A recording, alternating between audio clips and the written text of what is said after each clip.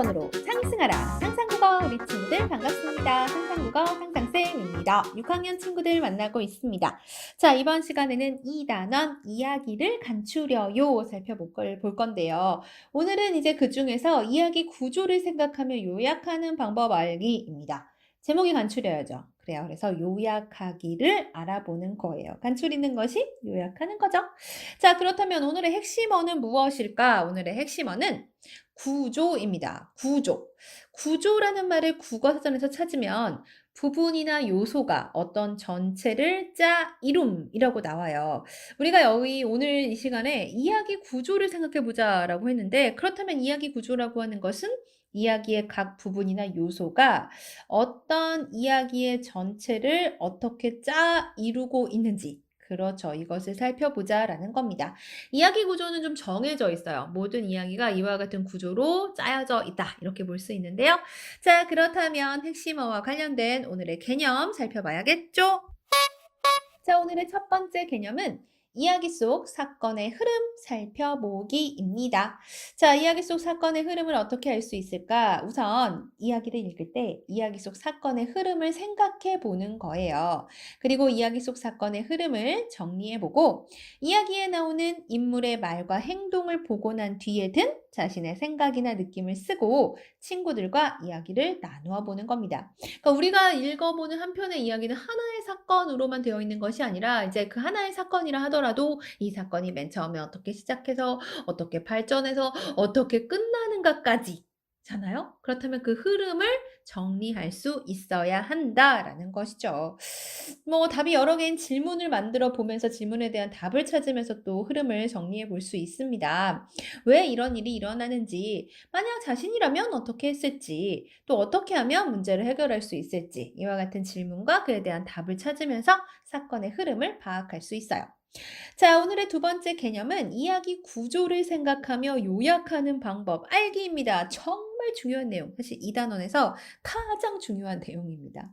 자, 이야기 구조를 생각하며 요약해라. 그렇다면 이야기 구조부터 생각을 해봐야겠죠?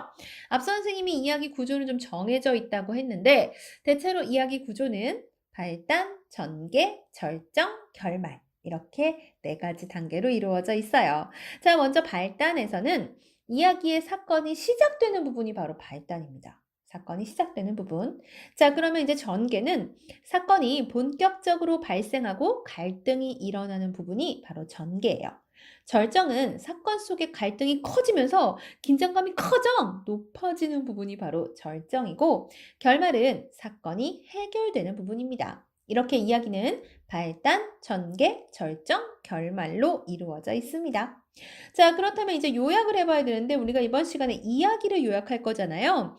우선 이야기 구조, 그러니까 발단, 전개, 절정, 결말이라는 이야기 구조를 생각하며 각 부분에서 중요한 사건이 무엇인지 찾아봅니다. 이야기 흐름에서 중요하지 않은 내용은 삭제하거나 간단히 써요. 왜냐면 우리가 요약을 할 거니까. 요약한다는 건 뭐죠?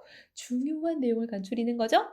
자, 그리고 중요한 사건이 일어난 원인과 그에 따른 결과를 찾아보고 여러 사건이 관련 있을 때에는 관련 있는 사건을 하나로 묶어볼 수 있습니다. 이와 같이 이야기 구조를 생각하며 요약할 수 있는데요. 그렇다면 우리 친구들 교과서 속 활동 만나봐야겠죠?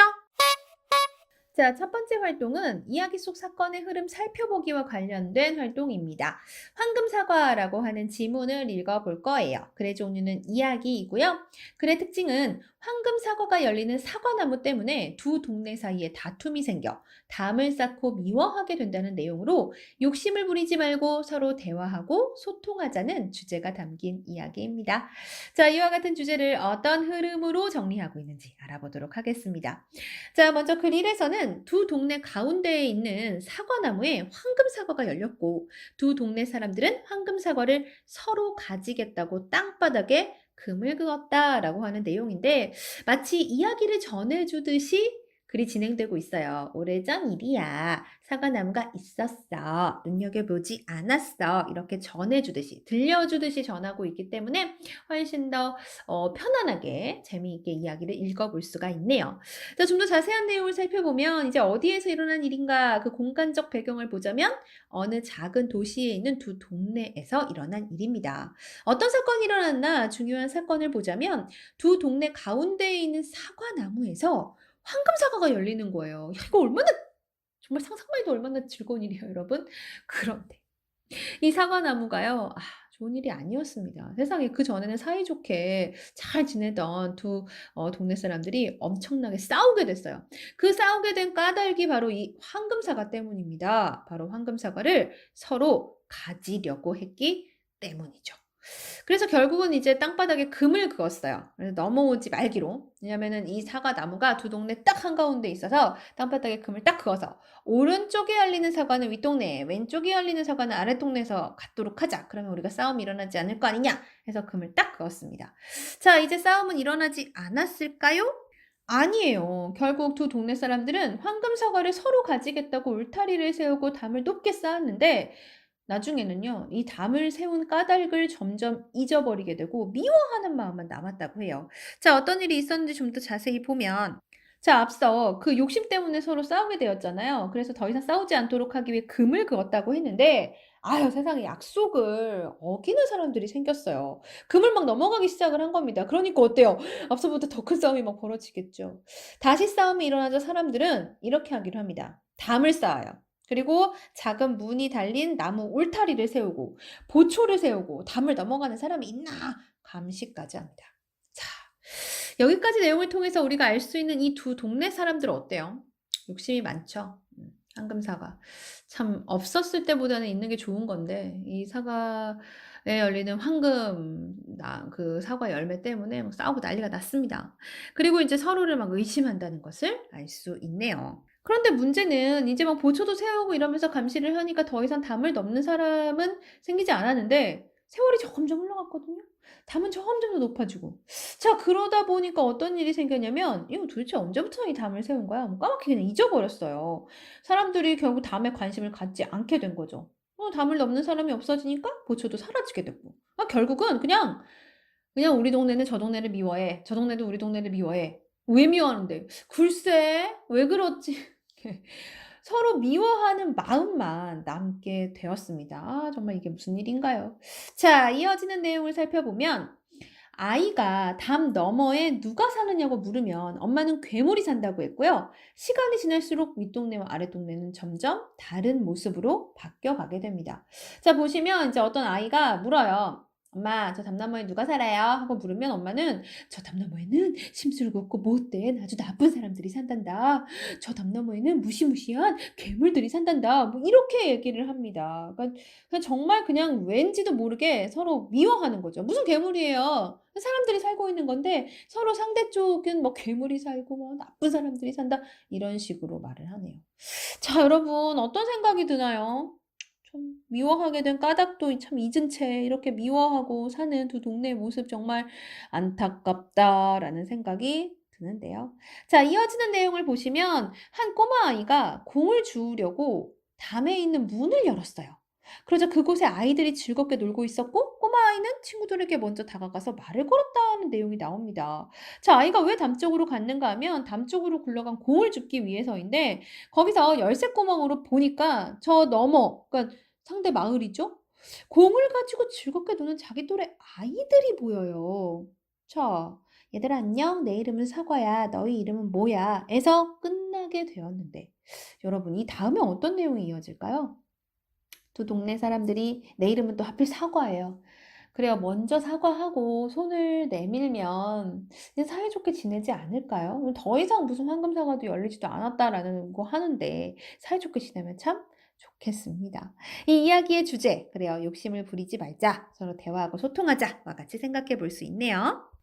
자, 이어서 이야기 구조를 생각하며 요약하는 방법 알기에 대한 활동, 저승에 있는 곳간 살펴보겠습니다. 자, 글의 종류 역시 이야기예요. 저승에 있는 덕진의 곳간에서 쌀을 빌린 원님이 이승으로 돌아와 덕진에게 쌀을 갚는다 하는 내용인데요. 덕진다리라는 다리가 만들어진 까닭이 담겨있는 이야기입니다. 자, 중요 내용을 살펴보도록 하죠. 먼저 글 1에서 저승에 간 원님 얘기가 나와요. 이승에서 더 살게 해달라고 부탁을 합니다. 근데 염라대왕님은 이제 그 부탁을 듣고 원님을 이승으로 돌려보냈고 저승사자는 원님에게 수고비를 내놓으라고 했다는 내용까지가 글 1인데 자, 사건이 시작되는 부분 그러니까 저승사자가 발단해서 원님이 죽어서 염라대왕을 만나는 부분부터 시작을 하는데요. 너무 빨리 온 거예요. 저승에 간 원님이 안 된다. 나 이승에서 좀 더 살게 해달라. 이렇게 염라대왕님께 부탁을 하니까 염라대왕이 어떻게 했어요? 그래서 원님을 저승사자에게 돌려보냅니다. 근데 저승사자가 뭐라 그래요? 그냥 돌려보내줄 수는 없고 수고비를 내놔라 라고 합니다. 지금 빈털털이거든요. 그러니까 저승사자가 저승에 있는 곳간에서 내놓아라 라고 합니다. 사람은 누구나 저승에 곳간이 하나씩 있다고 해요.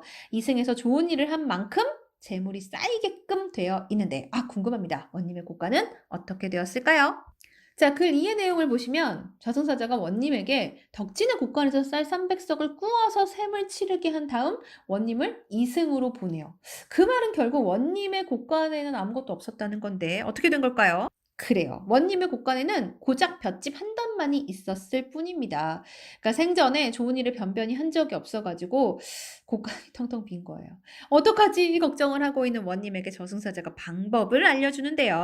그 방법이 뭐냐 하면 덕진이라는 아가씨의 곳간에는 쌀이 수백 석이나 있으니 일단 거기서 꿔서 계산을 하고 이승에 나가서 갚으라고 합니다. 자, 여기까지에서 우리가 짐작할 수 있는 거 덕진이라는 인물이 이승에서 어떤 삶을 살았는지 알 수 있죠. 저승 곳간에 쌀이 수백 석이나 있었다 하는 내용을 통해서 덕진은 사람들을 돕고 덕을 베풀면서 살고 있구나 하는 것을 알 수 있습니다. 자, 저승사자의 말을 듣고 원님은 이제 이승으로 갔고요. 덕진이라는 아가씨의 곳간에서 이제 빌려서 셈을 치르고 이제 가게 된 거죠. 자, 어떻게 되었을까? 원님은 이승으로 가서 이제 덕진을 찾아요. 갚아야 되니까. 덕진을 만납니다. 또 덕진의 말과 행동에 크게 감명을 받아서 쌀 300석을 갚게 되었는데, 자, 좀 더 자세한 내용 볼까요? 자, 허름한 선비 모습으로 변장을 하고 덕진의 주막에 간 원님. 덕진은 원님을 어떻게 대했느냐면 술값도 무척 싸게 받고 이유도 묻지도 않고 하룻밤 묵어 갈 수 있게 해줘요. 원님에게 그리고 선뜻 열량을 빌려줍니다. 아니, 어떻게 돈을 빌려주는 거죠? 저 돈 열량만 빌려줄 수 있어 하니까 걱정 마시고 형편이 어렵거든 가져다 쓰시고 돈이 생기거든 갚으십시오 하면서 선뜻 빌려줍니다. 자, 덕진을 만나고 원님은 깜짝 놀라요. 아니, 어떻게 이럴 수가 있지? 덕진의 말과 행동에 크게 감명을 받게 됩니다. 자, 여기서 알 수 있는 덕진의 성격 어때요? 그래요. 욕심을 부리지 않고 남을 위해 잘 베푼다는 건 알 수 있죠. 자, 결말의 내용입니다. 덕진은 원님이 갚은 쌀 300석으로 마을 앞을 가로지르는 강에 다리를 놓았고 사람들은 그 다리를 덕진다리라고 불렀다라는 건데요. 자, 원님이 덕진에게 쌀 300석을 갚았어요. 그런데 덕진은 그 쌀마저도 자기를 위해서 쓰지 않네요. 마을 사람들을 위해서 마을 앞을 가로지르는 강에 다리를 놓았습니다. 그 다리가 바로 덕진다리라는 것이죠. 자, 저승에 있는 곳간 우리 사건 전개 과정 살펴봤는데요. 이야기의 구조, 발단, 전개, 절정, 결말로 정리해 볼 수 있을까요? 자, 먼저 발단, 이야기의 사건이 시작되는 부분인데 영화 원님이 죽어서 저승에 있는 염라대왕을 만나는 부분이죠. 자, 전개는 사건이 본격적으로 발생하는 부분입니다. 원님이 저승에 있는 자기 곳간을 확인하는 부분이에요. 절정은 긴장감이 가장 높아지는 부분인데 원님이 허름한 선비 모습으로 변장해 덕진을 만나는 부분이죠. 결말은 사건이 해결되는 부분입니다. 덕진이 원님에게 받은 쌀로 마을 앞을 가로지르는 강가에 다리를 놓기로 한 부분으로 살펴볼 수 있네요. 자, 그렇다면 오늘의 내용 퀴즈로 정리해 볼 시간입니다. 자, 오늘의 퀴즈는 정말 쉬워요. 이야기의 구조는 무엇이죠? 네 가지! 그렇습니다. 정답은 발단, 전개, 절정, 결말입니다. 자, 이야기의 구조 우리 친구들 굉장히 중요합니다. 잘 정리해 두시고요. 그렇다면 오늘의 핵심 내용 후루룩 한 방에 정리해 보도록 하겠습니다. 이야기 구조를 생각하며 요약하는 방법에 대해 알아봤어요. 이야기 구조는 우리 퀴즈에서 봤지만 사건이 시작되는 부분, 발단, 사건이 본격적으로 발생하고 갈등이 일어나는 부분, 전개, 갈등이 커지면서 긴장감이 가장 높아지는 부분, 절정, 사건이 해결되는 부분, 결말입니다. 이야기를 요약할 때는 이렇게 이야기 구조를 생각하면서 각 부분에서 중요한 사건이 무엇인지 살펴보고 이야기 흐름에서 중요하지 않은 내용 삭제하거나 간단히 써보고 중요한 사건이 일어난 원인과 그에 따른 결과 찾아보는 거죠. 여러 사건이 관련 있을 때에는 관련 있는 사건을 하나로 묶어보면 되겠습니다. 자, 그렇다면 저승에 있는 곳간 읽어봤는데 우리 이야기 구조에 맞게 한번 간추려 보도록 보도록 할까요? 먼저 8단. 저승에 간 원님이 염라대왕에게 이승에서 더 살게 해달라고 간청하자 염라대왕은 원님을 저승사자에게 돌려보냈고 저승사자는 원님에게 수고비를 내놓으라고 했어요. 전개에서는 저승사자는 원님에게 덕진이라는 아가씨의 곳간에서 쌀을 구워 계산하게 하고 원님을 이승으로 보내죠. 절정에서는 원님이 이승으로 돌아와 덕진을 만나고 덕진의 말과 행동에 크게 감명받아 덕진에게 쌀 300석을 갚았다 하는 내용이고요. 결말은 덕진은 원님이 갚은 쌀 300석으로 마을 앞을 가로지르는 강에 다리를 놓았다 라는 내용입니다. 어때요? 이렇게 마지막에 한 방에 후루룩 정리하니까 오늘 배운 내용이 머릿속에 정말 착착착 들어가 있는 기분이 들죠, 우리 친구들? 자, 오늘 배운 내용 잘 기억해 두시기 바라고요. 다음 시간에 2단원 이어지는 내용으로